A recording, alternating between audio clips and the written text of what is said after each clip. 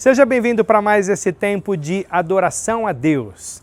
Vamos celebrar o nome do nosso Deus, que é merecedor de toda a nossa adoração. Obrigado por nos permitir entrar mais uma vez na sua casa e acolha com amor e com carinho tudo isso que temos preparado para você. Igreja Batista da Lapa, mesmo distante, conectada a você.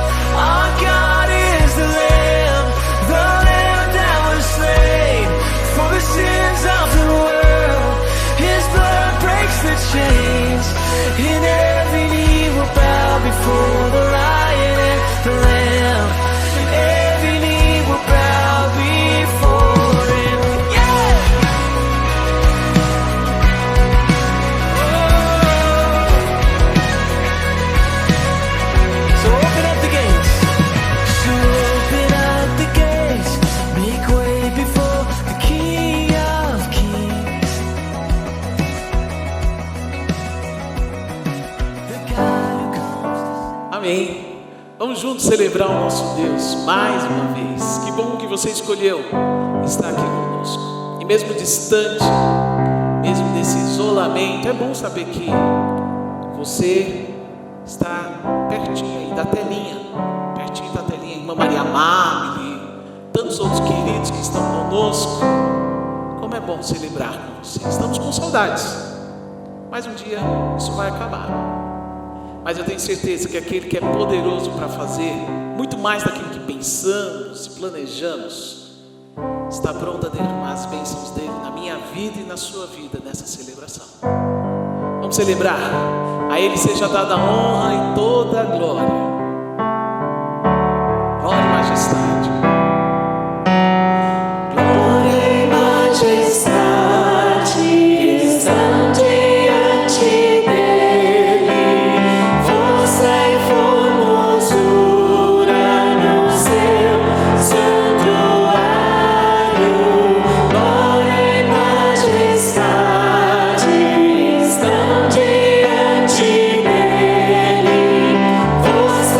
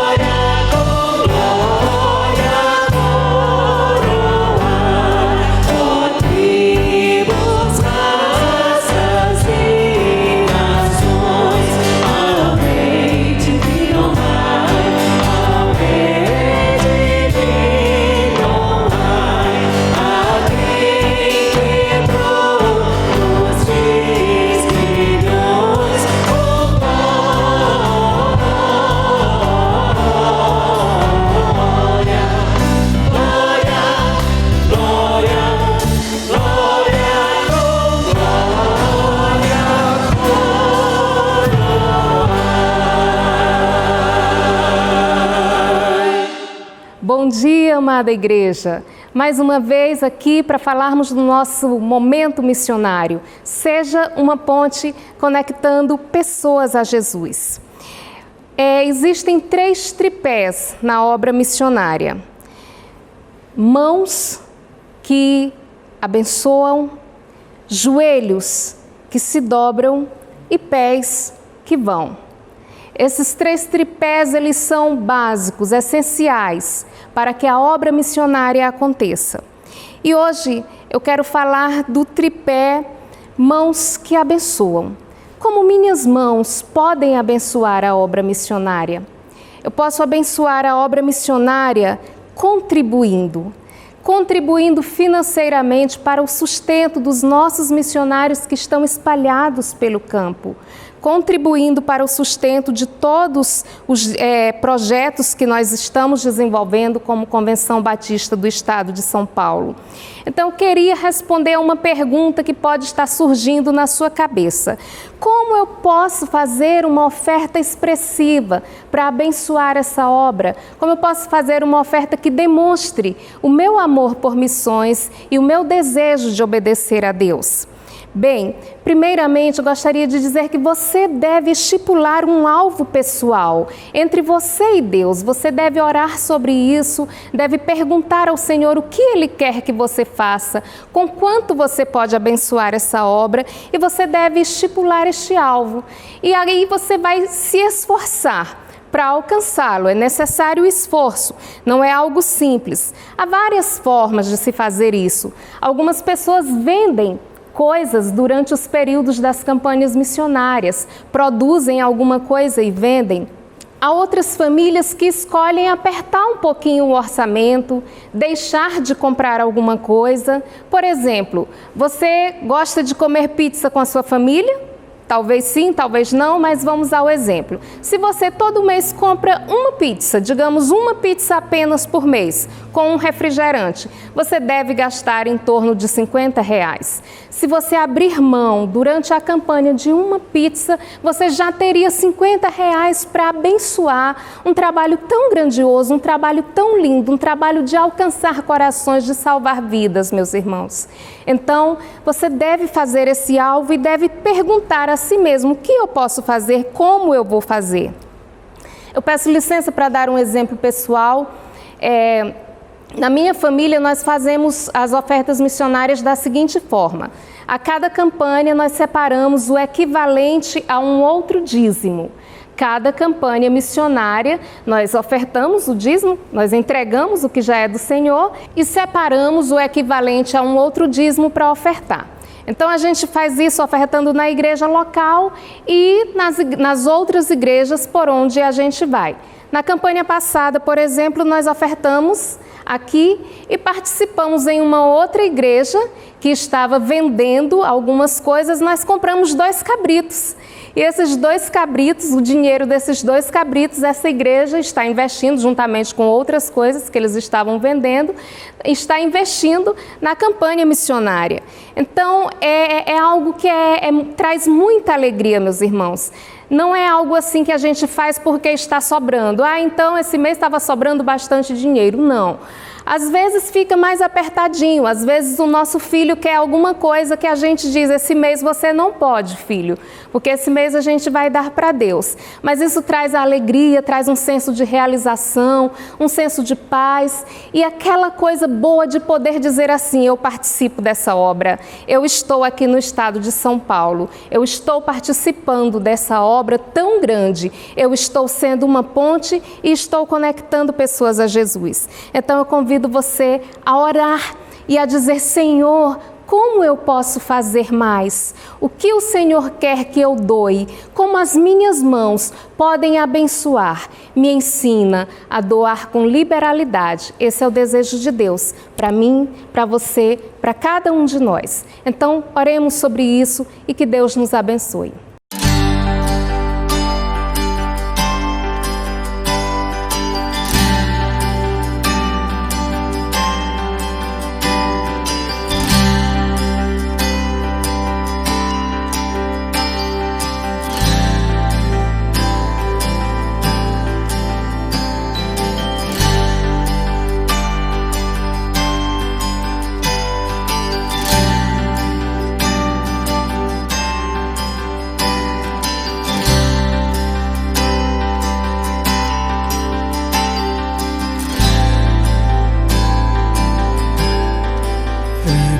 Frequentemente me pergunto se tenho vivido o que aprendi, pois meu orgulho me faz me enxergar melhor do que isso.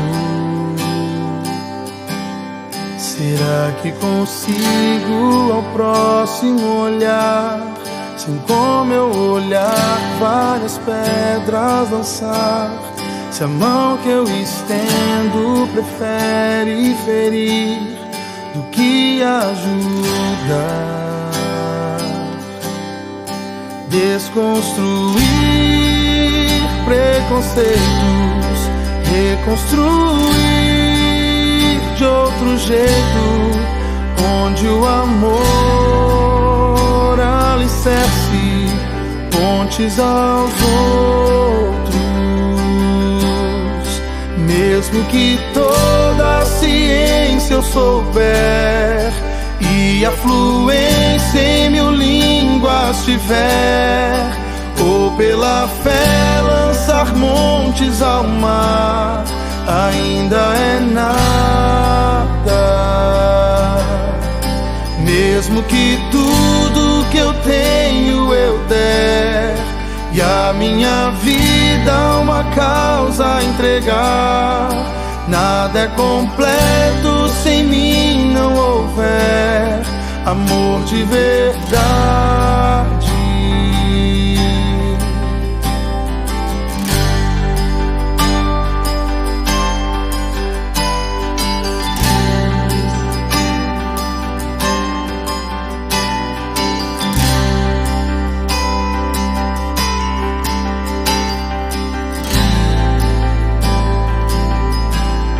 Será que consigo ao próximo olhar, sem com meu olhar várias pedras lançar? Se a mão que eu estendo prefere ferir do que ajudar,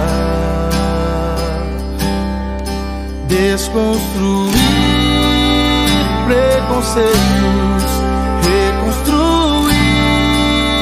de outro jeito, onde o amor alicerce pontes aos outros.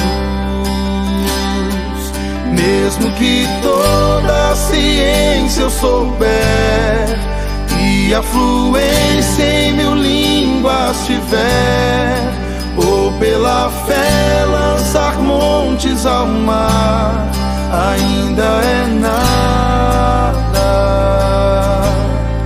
Mesmo que tudo que eu tenho eu der e a minha vida uma causa entregar, nada é completo se em mim não houver amor de verdade.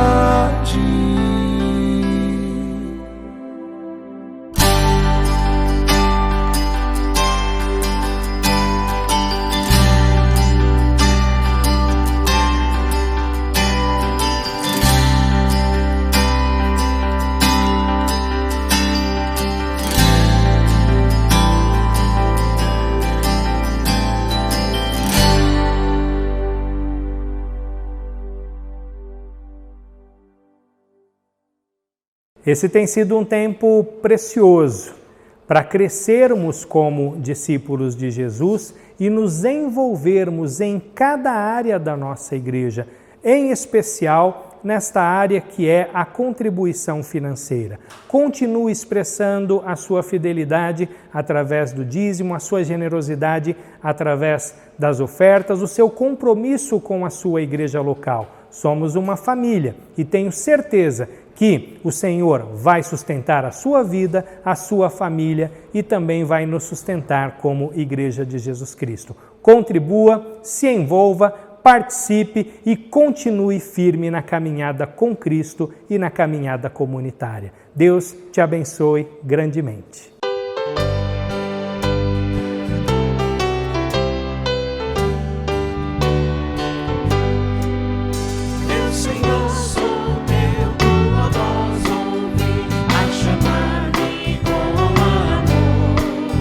Mas é ti, mais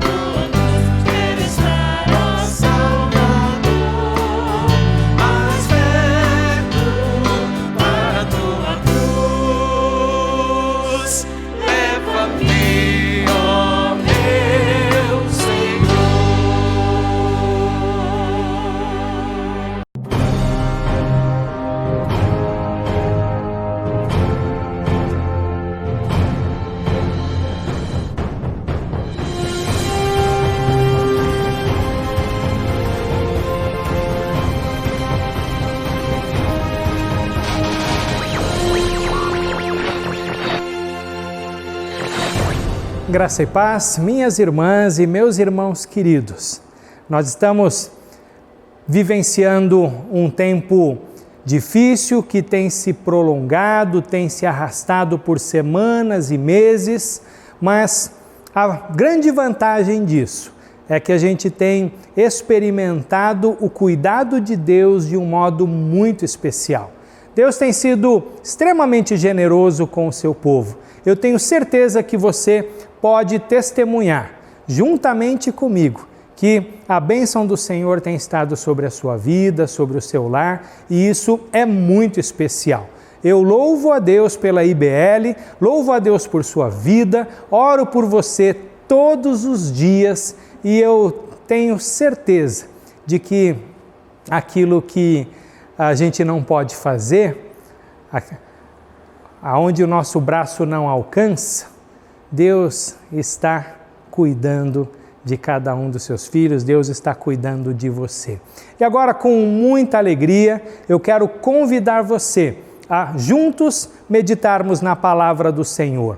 Como é bom este tempo em que olhamos para a palavra e extraímos da palavra a orientação para a nossa fé, para a nossa vida e também para a missão que nos foi dada.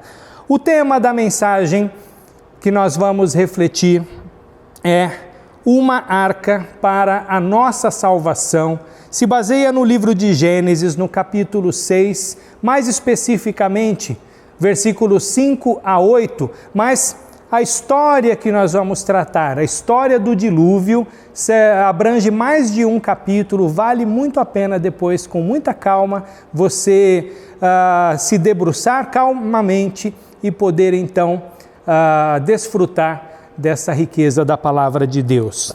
Vamos orar? Bondoso Deus, nós estamos gratos ao Senhor pelo cuidado que tem demonstrado. Estamos gratos como servos, servas do Senhor, como famílias, como comunidade de fé. Estamos gratos por todos que têm acompanhado os cultos online, por aqueles que são nossos queridos irmãos e amigos que não são membros da igreja, mas que têm caminhado com a gente. Nós te louvamos pela vida deles e pedimos que o Senhor também os acolha, os conforte de uma maneira tão especial como o Senhor tem dado conforto a nós, membros da IBL. Abençoe, Senhor Deus, a Tua palavra e conduze-nos de acordo com a Tua vontade. Faz isso para a Tua glória, em nome de Jesus. Amém. Amém.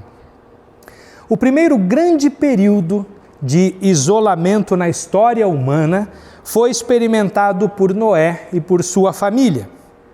Segundo um estudioso da Bíblia, desde o início até o fim deste isolamento foram 371 dias. Conhecemos a história. A humanidade havia se corrompido tanto que a Escritura declara em Gênesis 6, de 5 a 8, como anunciei no começo, eu vou ler na tradução da Bíblia a mensagem. O Eterno viu que a maldade humana estava fora de controle. Desde cedo de manhã até a noite, as pessoas só pensavam no mal e só maquinavam a maldade. O Eterno lamentou ter criado a raça humana. Estava muito triste e então decidiu: vou me livrar desta minha criação que se corrompeu.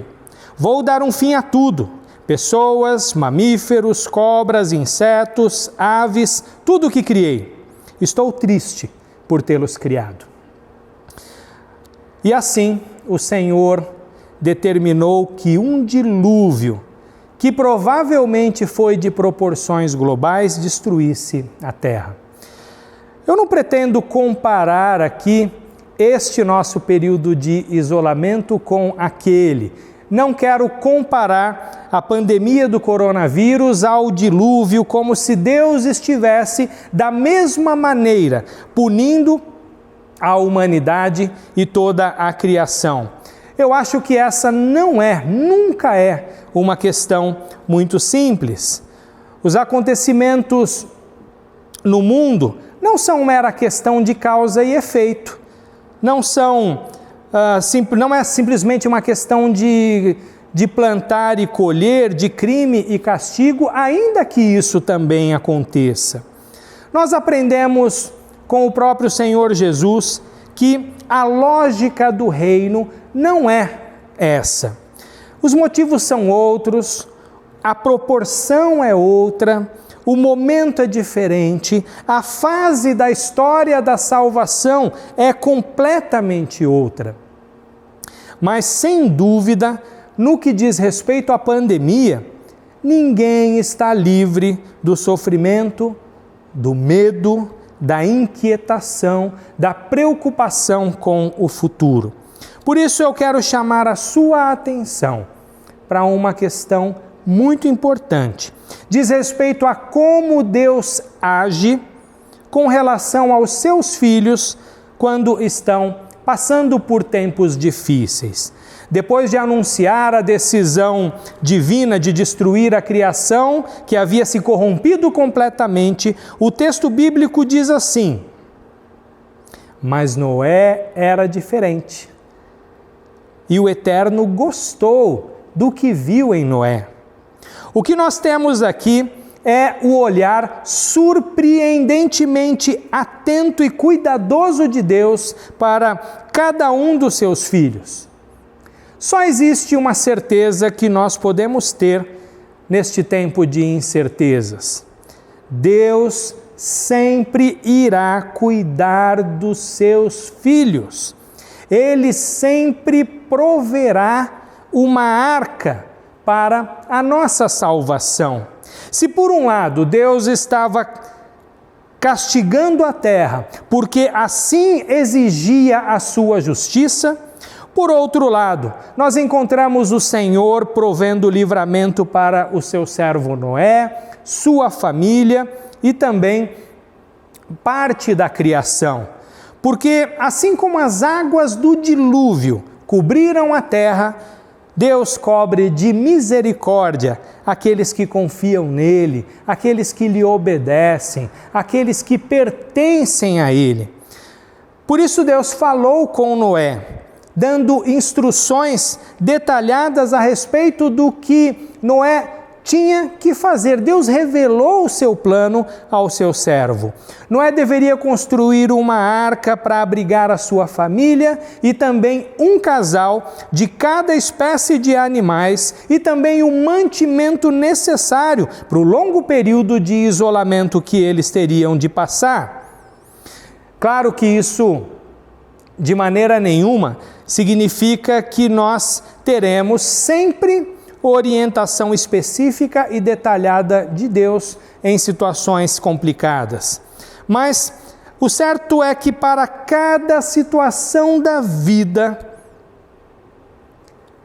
Ele nos deixou, por meio da sua palavra, instrução, princípios norteadores.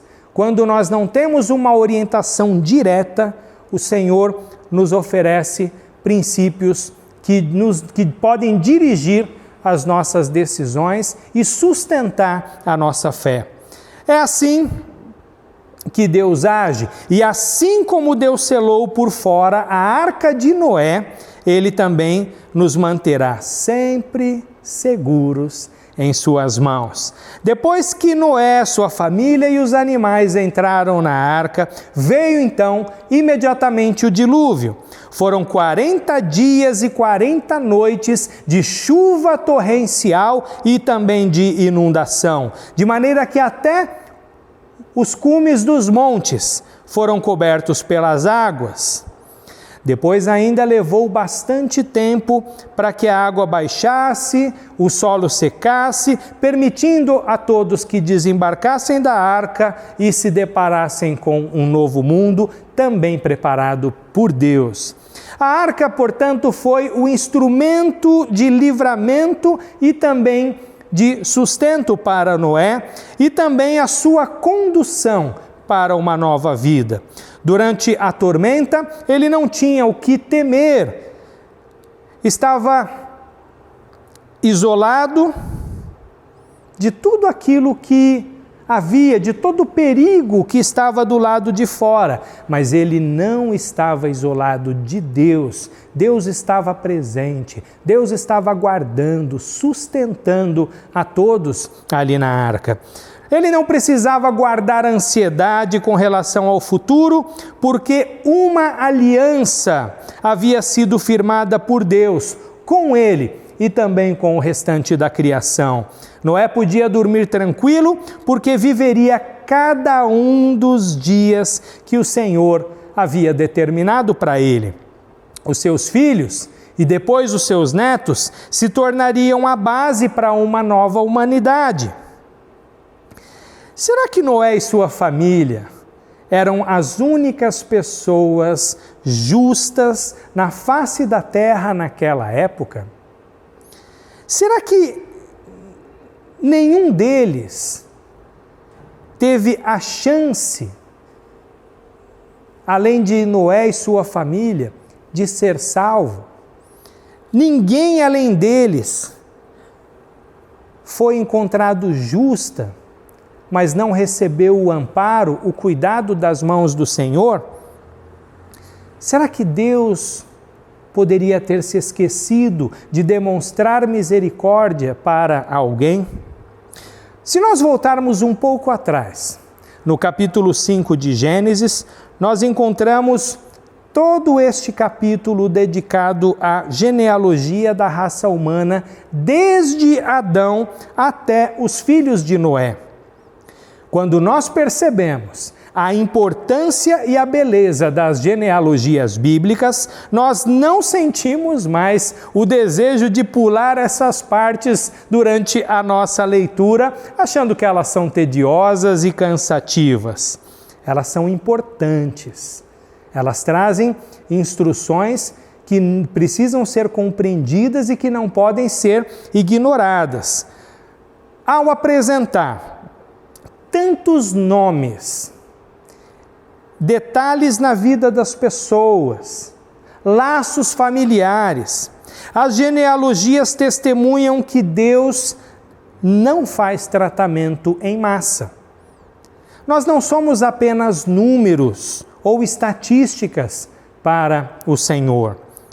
Todos os dias, os canais de notícias nos atualizam com os números da pandemia de coronavírus no Brasil e no mundo, nos informando sobre o número dos que foram contaminados, o número dos que morreram, o número dos que foram curados, o número dos que ainda estão em tratamento. As genealogias revelam que não é assim que Deus age. Ele não trata as pessoas em lote. Ele chama cada pessoa pelo seu nome.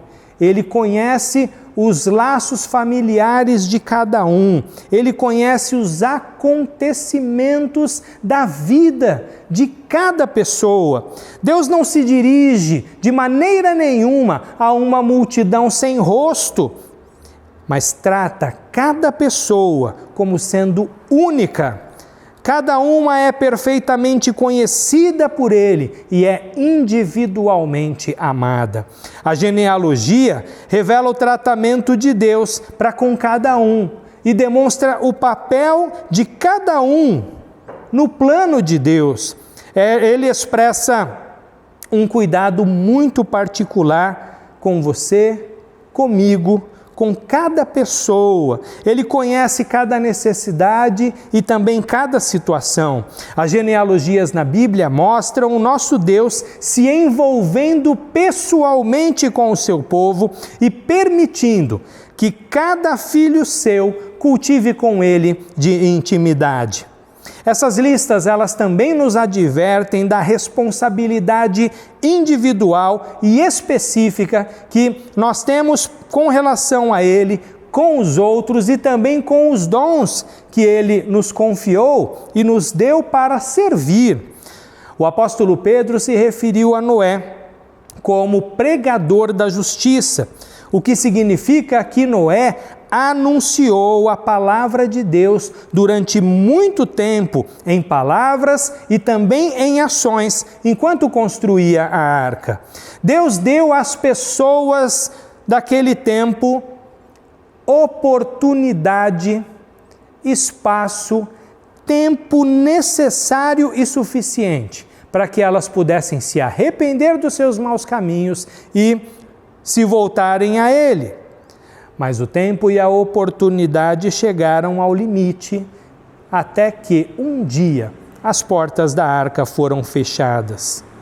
E de acordo com a Escritura, algo semelhante voltará a acontecer um dia, seja no final da vida de cada pessoa, porque todos nós em algum momento partiremos para a eternidade, seja no final dos tempos, no dia em que Cristo voltar. Por isso a Bíblia registra o Espírito Santo dizendo lá em Hebreus capítulo 3, versículo 7, se ouvirem hoje a minha voz, não endureçam o coração.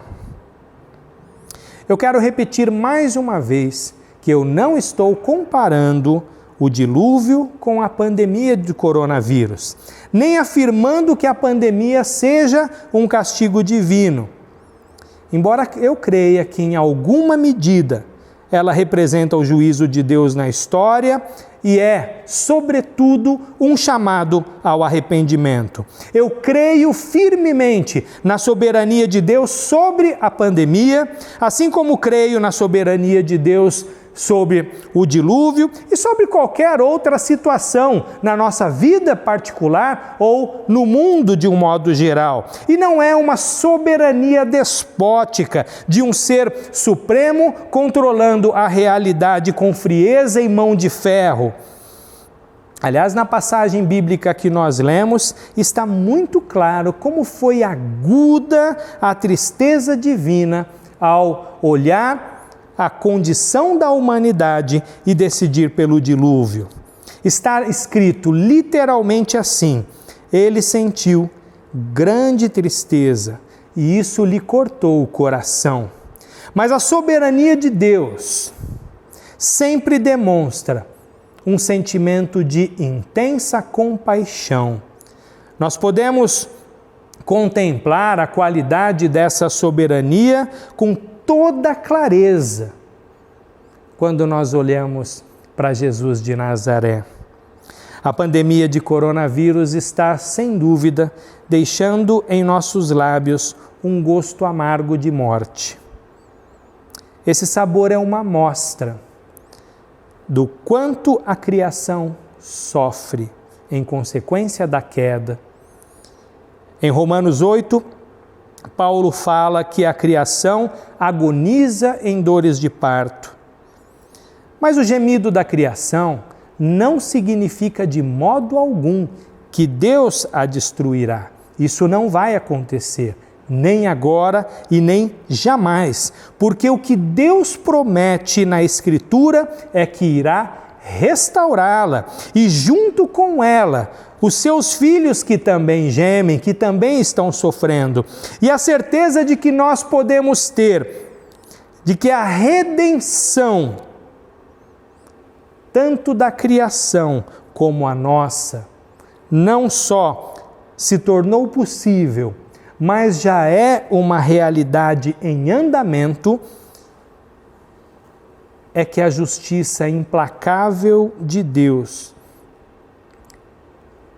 há 2000 anos atrás, puniu o nosso pecado, derrotou o diabo, venceu a morte e tudo isso na cruz do nosso Senhor Jesus Cristo. Jesus Cristo nos substituiu ali, recebendo sobre si mesmo a nossa condenação.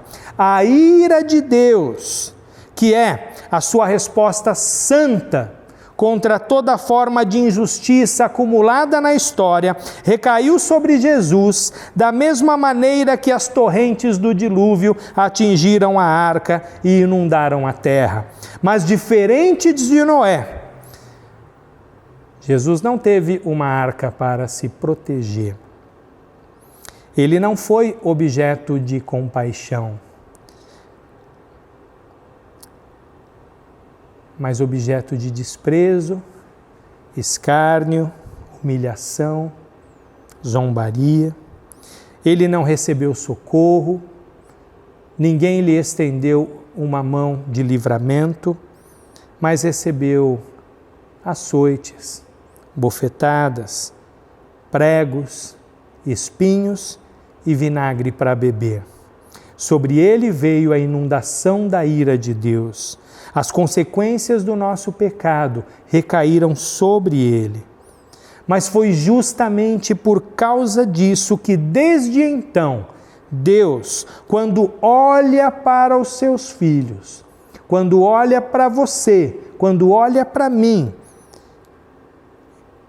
Ele nos vê através das lentes ensanguentadas, dos olhos ensanguentados de Jesus Cristo. Por isso, assim como aconteceu em relação a Noé, de quem a Bíblia diz, Noé, porém, encontrou favor aos olhos do Senhor, por meio da obra consumada de Jesus de Nazaré, você e eu fomos aceitos e somos tratados com amor terno, gracioso e compassivo. Como disse o profeta Isaías, o Senhor fez cair sobre ele a iniquidade de todos nós. Foi da vontade do Senhor esmagá-lo e fazê-lo sofrer.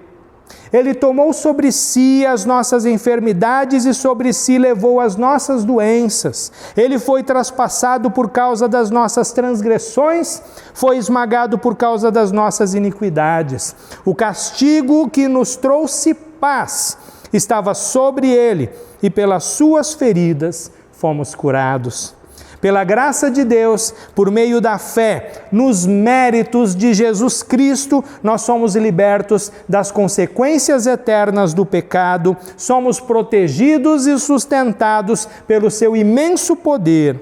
O gosto amargo que a pandemia de coronavírus e qualquer outro sofrimento na vida possam nos trazer, não chega aos filhos de Deus como uma punição, mas vem para nos lembrar do cálice amargo que Jesus bebeu em nosso lugar até a última gota. O que a arca foi para aqueles que entraram nela, Jesus é para os escolhidos de Deus, para todas as pessoas de todos os tempos, de todos os lugares que creem em seu nome. Ele é a nossa arca, Ele é o nosso meio da salvação. E Ele carrega em si mesmo toda a sua criação e todos os remidos. Ele é o nosso suporte, a nossa esperança, a nossa consolação durante os temporais da vida. Ele é a nossa arca de vitória quando a morte chegar para nos levar ao céu. Porque o único poder que a morte tem sobre os filhos de Deus é o de entregá-lo nas mãos de Cristo Jesus. Ele, Jesus, é a arca que nos conduzirá para a nova criação que já se tornou realidade desde aquela manhã, aquele domingo de Páscoa, quando Cristo ressurgiu triunfantemente da morte para tomar o seu lugar de domínio, para sentar-se no trono. Ele é as primícias e os primeiros frutos da nova criação. Ele é o primogênito dos filhos de Deus que viverão felizes num novo céu e numa nova terra. E todos os que esperam nele, como diz o salmista, experimentarão no futuro, em sua presença, a plenitude de alegria e em sua destra as delícias perpetuamente. Portanto, meus irmãos, minhas irmãs, nós temos em Cristo a demonstração mais clara, mais nítida da maneira como Deus cuida dos seus filhos. O grito da terra e o grito dos santos são como o gemido da mulher em trabalho de parto. A dor aumenta como um prenúncio da chegada da alegria extrema, a expectativa da aproximação de uma nova realidade que Deus preparou. Como disse Paulo em Romanos 8,18, na tradução A Mensagem, não penso que seja possível fazer uma só comparação entre os tempos difíceis de hoje e os bons tempos que virão. Portanto, tenha coragem, não tenha medo, levante a cabeça, não se canse, não desanime, mas alegre-se, porque o Espírito de Deus está ao seu lado para te fortalecer, para interceder por você. Não permita que esse tempo difícil te faça perder de vista o quanto Deus é bom. Assim como foi gracioso com Noé, Deus sempre irá cuidar dos seus filhos, Ele sempre cuidará de você, Ele já proveu e sempre proverá a arca para a sua salvação. Que Deus abençoe a sua vida ricamente.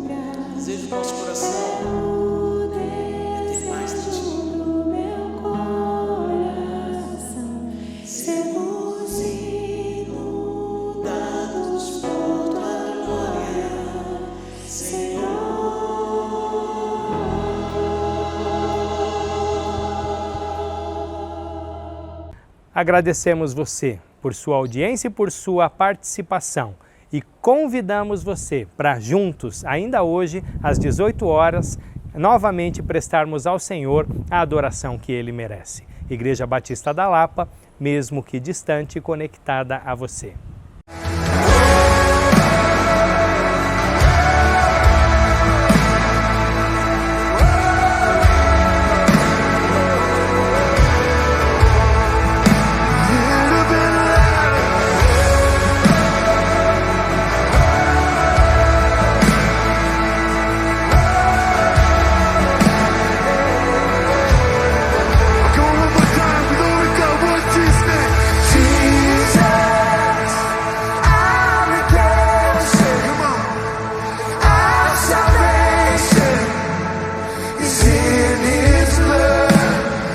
His name.